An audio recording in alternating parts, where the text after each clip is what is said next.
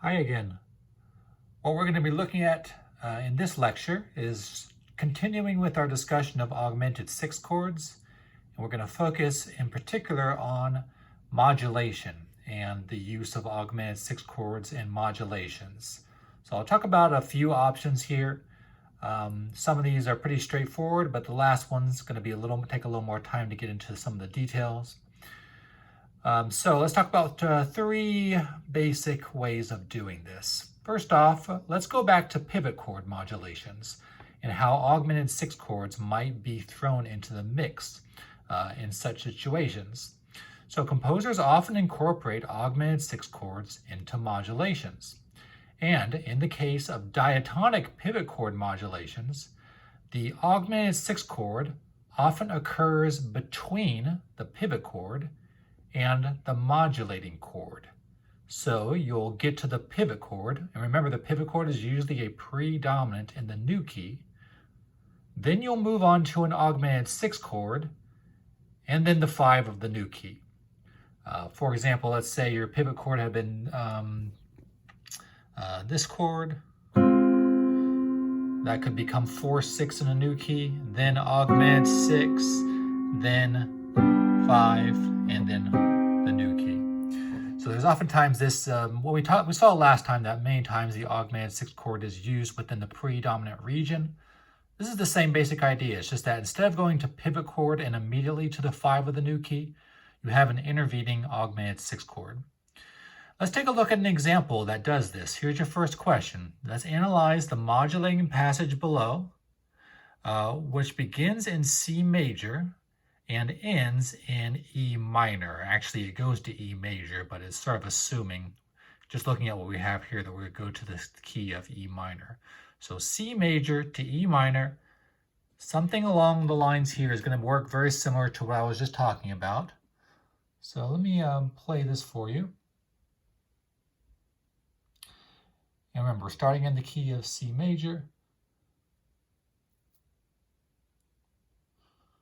Okay, I gotta fast forward a little bit to this spot.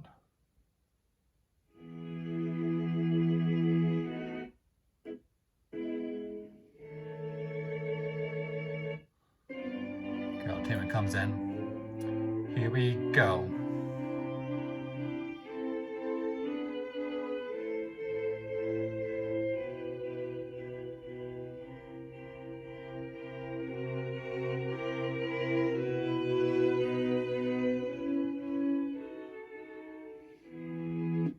So you heard that the music actually went to E major, but what was implied was E minor.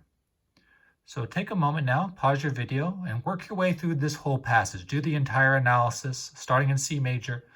Be on the lookout for a pivot chord, but remember, you're also going to have an augmented sixth chord somewhere in here. Another thing to look out for here, it would be some voice exchanging. Very important, so you might want to mark some examples of voice exchange. All right, go ahead and pause.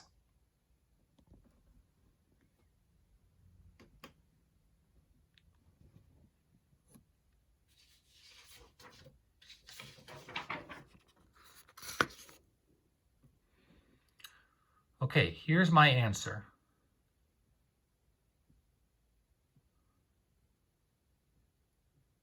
Now, the pivot chord here is the 6th chord in C major. The 6th chord is an A minor chord, and that's going to become 4. You'll notice, though, that Haydn's doing a bunch of little voice exchanges here. You go from 6-6 to root position 6 through a passing 7 diminished 6 of 6.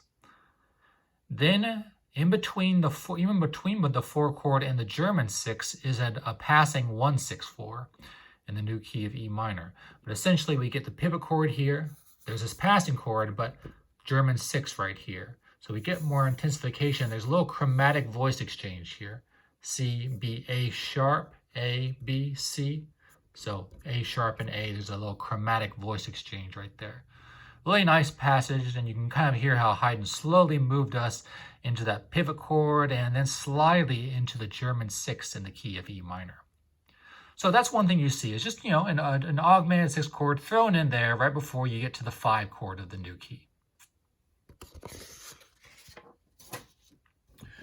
Now, next possibility for a modulation. Let's turn the page. Now, a lot of situations involving augmented sixth chords and modulations exploit the fact that there's a big similarity between the German augmented sixth chord and the key area of flat 6.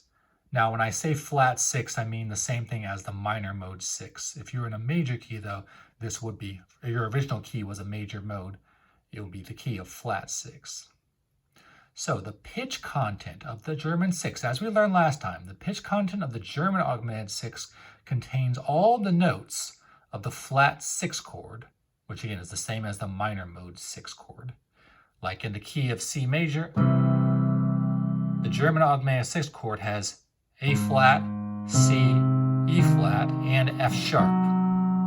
So it has all the notes of the A flat major chord at the bottom. The only thing that's different is the F sharp. Now, how does this work in terms of modulations? In pieces that modulate to the key area of flat 6, which happens very, very commonly, especially in the music of Beethoven and Schubert, they modulate to the key areas of flat 6. And what happens is that the composers will return to the home key by simply adding sharp scale degree 4 onto the local tonic triad, or the flat 6 key area. And that will create a German 6 in the main key. So let's say we start in C major, we modulate to the key of A flat. To get back to C major, all I have to do is add an F sharp onto that, and 5, 1, and I'm back. Really simple trick. Pretty much anytime you see a composer modulate to flat 6, well, I wouldn't say anytime, but oftentimes, be on the lookout for this particular technique as a way to get back to it. All right, now we're going to find this in this next relatively long excerpt. This goes on to the next page as well, so have that page out. This piece, which starts in the key of B flat major, is going to modulate away and then back to the home key. So I want you to determine the modulation method in both cases and mark the score as necessary. Now there's going to actually be 2 different modulation methods here, one of which is similar to what I just talked about. Now, since this is so long, go ahead and pause the video and find a recording online so you can listen to this whole passage. So why don't you pause right now, and then we'll come back and look at my answers.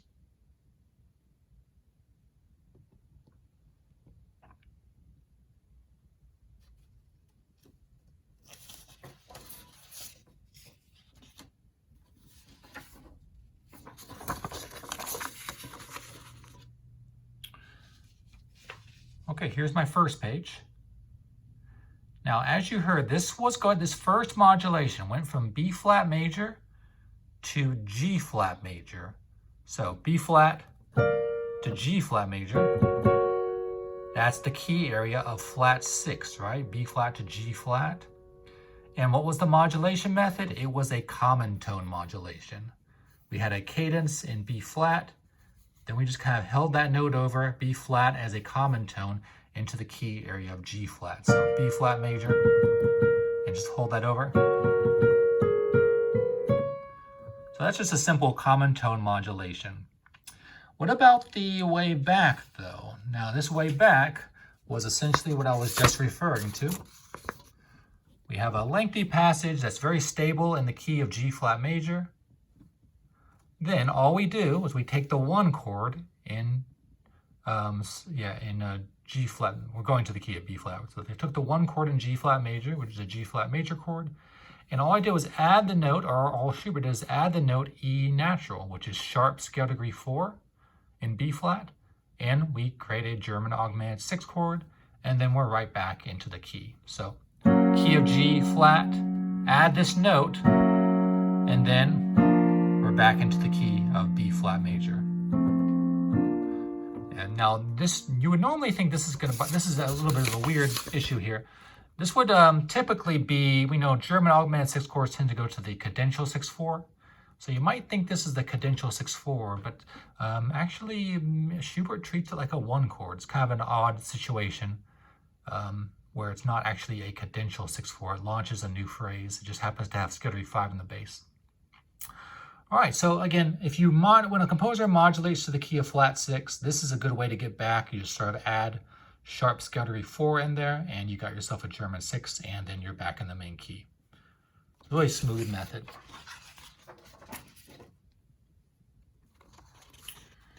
All right.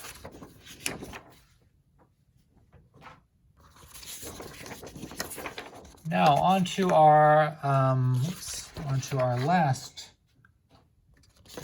topic. Now here we get into some really interesting stuff. Modulation by inharmonic reinterpretation. All right, inharmonic just means things that sound the same but are spelled different. So C sharp versus D flat, that will be an inharmonic relationship.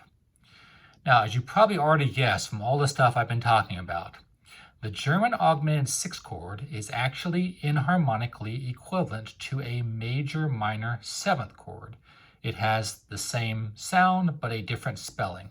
If I just play this, there's no way for you to know whether I'm playing a major minor 7th chord or a German 6th. If I did this, then you'd think major minor 7th, but if I did this, you would think German 6th. Kind of like the different spellings imply different resolutions. Well, let's take a look over here. And I'll talk out through this next bit here. I put here, imagine you're in the key of C. Here's the German augmented 6th. And I've shown you how you can respell it as a major minor 7th. And of course, the same thing works in reverse. So all I did there was respelled the augmented 6th as a minor 7th. That's the trick. Augmented 6th becomes minor 7th or vice versa. So if this started as a major minor 7th chord, you would respell the minor 7th as an augmented 6th. What that means is actually you just respell the top note, if you will. The top note meaning if you're spelling it with the dissonance at the top. You just need to respell one note. Now there is another way you can do this that it's only best to do this in some circumstances. You can also sometimes respell the lower triad. All right. Sometimes it's possible to take the lower triad and respell it. Let me see if that's even a good option here. Let's see, that'll be G sharp. Yeah, another thing I could have done here, instead of spelling this, respelling the F sharp, I could respell this as a G sharp major triad and then leave the F sharp, and you get also a major minor 7th chord. All right, so again, the trick is augmented 6th becomes minor 7th or vice versa, meaning usually just respell the top note of the chord. Now, in terms of, so how is this going to work? This is number 3. What will happen is that in inharmonic modulations, a chord spelled as either a major minor 7th chord or a German 6th chord in the first key, or sounding that way to the listener, is reinterpreted as the opposite sonority, allowing for a modulation to the new key. Of course, remember, German augmented 6th chords resolve to 5 chords, whereas major minor 7th chords resolve to 1 chords. For example, what I could do is, let's say my key is this. I could take the 5-7 chord. I could respell it as a German augmented 6th chord and modulate to a new key. Okay. Or the second one, I could take, let's say this is my key. I could take a German augmented 6th chord, and instead of resolving it like this, I would resolve it like a 5-7 and take me to a new key. So remember, augmented 6th chords, the augmented 6th resolves out.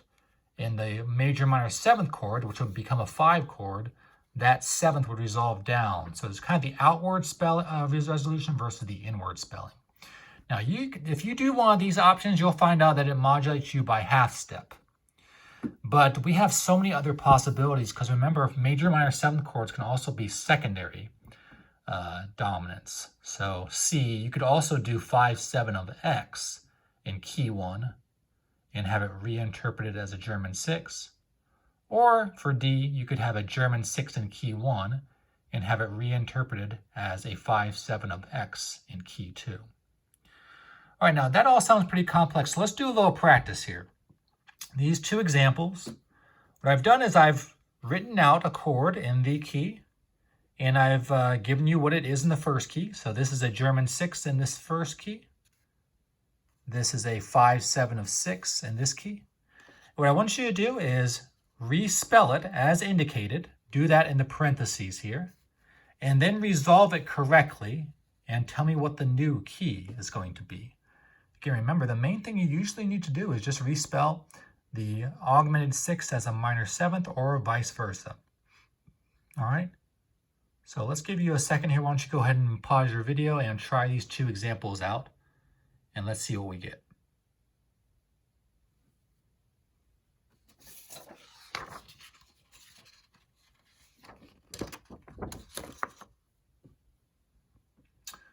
All right, here are my answers.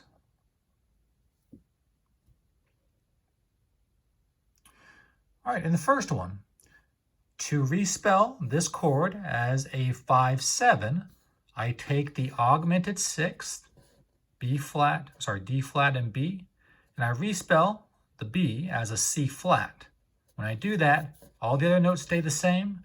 It becomes a major minor 7th chord, and D flat would be 5/7 in the key of G flat, and then I resolve it accordingly. So main key of F major. Here's my, I'm going to play this in close position. German 6th should go here and stay in the key of F. But instead, German 6, I respell the B natural as a C flat, and that allows me to resolve it to G flat major. Notice the half step modulation. And again, if you had wanted to, by the way, some of you may have chosen to do this, you could have also respelled D flat major as C sharp major and left the B hanging over. Then you just would have gone to the key of F sharp major as opposed to G flat. And of course, you can modulate to a major or a minor key. That doesn't matter too much. That's up to the composer, essentially. Now, the next one was the opposite scenario. So I'm taking a major minor 7th chord and I'm respelling it as an augmented 6th. So find the minor 7th, G to F natural. That's your minor 7th interval. And so I need to respell that note F natural as an E sharp. That creates a German augmented 6th. Then I resolve that out to the 5 of the new key, which is B major or minor. I put it B minor because it's a little easier. So if your key is E minor, I go to 5/7 of 6. And instead of going to 6, that's what I've been going to 6 instead, respell F natural as E sharp, and then outward, and I find myself in the key of B minor. So it's a simple trick there.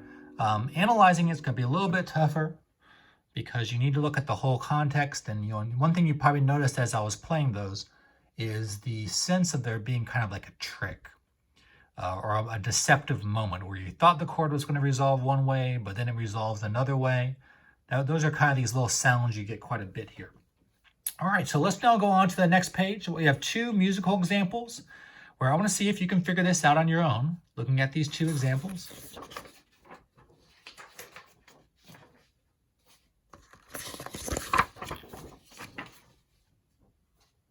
Okay. There have been some information given to you here. Just find the pivot chord. Just locate the either major, minor 7th chords or the German 6th and find the pivot chord and the stuff around it. You don't need to give me every single chord for these examples. Let's go ahead and listen. Going to fast forward a little bit for this one.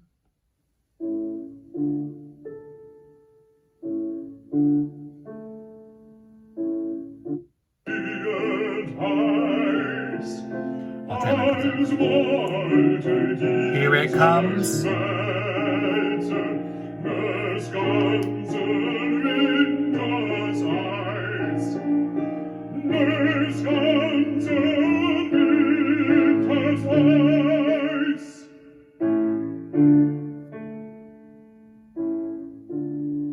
Okay, actually, let's just pause your video and try that one out We'll do this one at a time.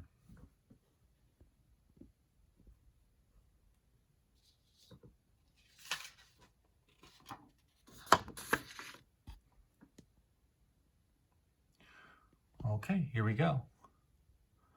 Now my guess is, yeah, oftentimes they're singing in different keys than it's written. So what happened here, G flat major, and we kept getting this 5/7 to 1 above the dominant pedal. So that's 5/7 in the key of G flat, D flat, F, A flat, C flat. All right, and resolves accordingly. Right here, though, I get the exact same notes, D flat, F, A flat, but instead of C flat, B natural. There it happens. That's what all you need to do to turn this into a German sixth. And then that allows you to get this wedge motion. So instead of this, the B natural goes up, the D flat goes down, and we're into the key of F minor, which is the main key of this piece, actually. So the G flat was kind of a momentary one. Notice how all this stuff has something to do with like the flat 2 key as well. I mean, if you're in F, if F minor is your original key, then G flat major is the key area of flat 2.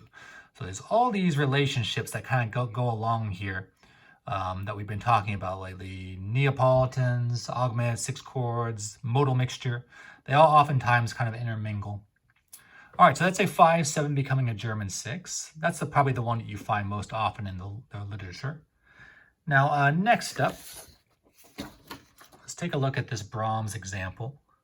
The one little hint I'll give you is imagine the first chord, first measure all as one chord, and be on the lookout for these important sonorities.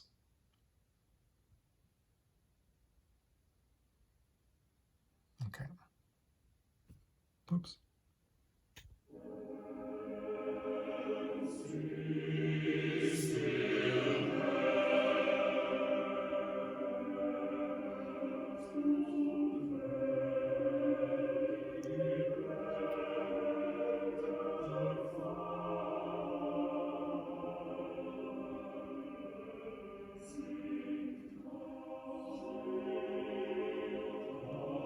Okay, stop right there. All right, pause your video and try this one out.